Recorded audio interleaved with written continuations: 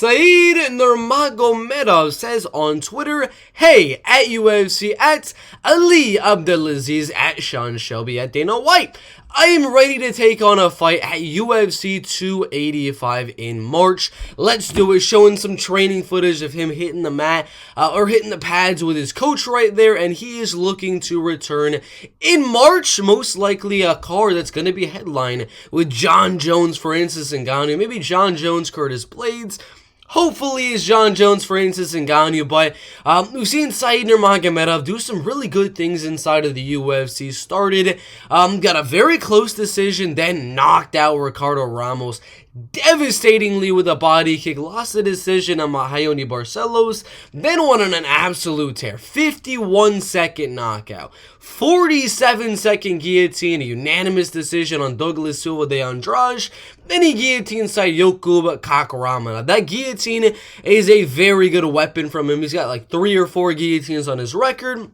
Half his wins by finish, half of them are by a decision. Now, for who he's going to be fighting, because he's saying he wants to fight at UFC 285. There's a lot of guys he can potentially face on that UFC 285 card, because the bantamweight division, what are they doing? Nobody wants to fight. Not a single person really wants to fight. The only matchup we have in the top 15 of the bantamweight division, besides like Umar Nurmagomedov and Hayoni Barcelos, is literally Marlon Chito Vera, Corey Sandhagen.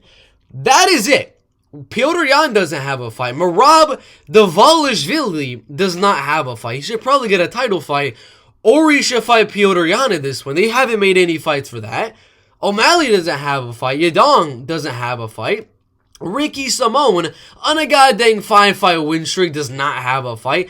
Nobody has a fight here. Said Nurmagomedov's looking for a fight at UFC 285. He has all the options because nobody is booked at this moment in time. Now, my thing here is, are they going to push him up the rankings?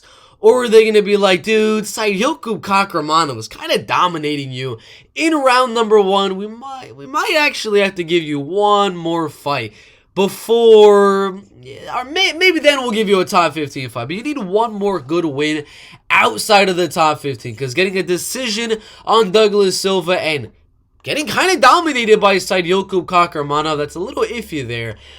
For you to be fighting all these top 15 killers of the bantamweight division, such as O'Malley, Yan, Merab, Vera, Sandhagen, Font Cruz, Song, Munoz, Simone, Umar, Gutierrez, Yanez, and Jack Shore.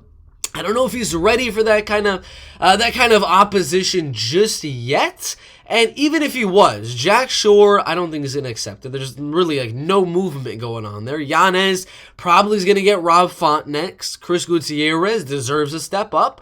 Umar deserves a step up. Ricky deserves a step up. Yadong, there's no way they're doing Yadong versus Said. That's just too big of a jump for Said. And Pedro Munoz, like Pedro Munoz is not going down all the way to number 15. If he's gonna fight anyone below him in the rankings, the UFC probably make it a Chris Gutierrez fight to do a nice kickboxing battle, showcasing Chris Gutierrez, the new striker versus the old striker, and boost Gutierrez to the rankings. So as of right now, I don't actually think Said Nurmagomedov is going to get a top 15 fight. I think he's going to have to go outside of the top 15 and fight one of the up-and-comers, like maybe a Montel Jackson, possibly maybe a Rafael Assunção coming back inside of that top 15, Jonathan Martinez, Kyler Phillips. There's a lot of names here for potential matchups for Said Nurmagomedov. I don't think it's going to be like a Javid Basharat or any like the undefeated up-and-coming contenders, but some of those up-and-comers that have kind of already had their shot and they kind of blew it. Sorry about that. And they're not necessarily like super young and super good prospects and things like that. So I would actually assume maybe a Montel Jackson fight inside of the top 15 or a Jonathan Martinez fight. Another one where Jonathan and Montel Jackson have shown some shown some little weaknesses every now and then in their fight. Jonathan's been knocked out a lot of times. It could be a good showcase fight for Said Nurmagomedov. Montel Jackson was getting rocked a few times against Julio Arce and against JP Buys even in their fight. So there's a few fights that you can make for Said Nurmagomedov. I don't believe he really deserves a top 15 fight after kind of losing a lot of that fight to Said Yokub Kakramanov. So I'm thinking right now, in the UFC's bantamweight division, you got to do...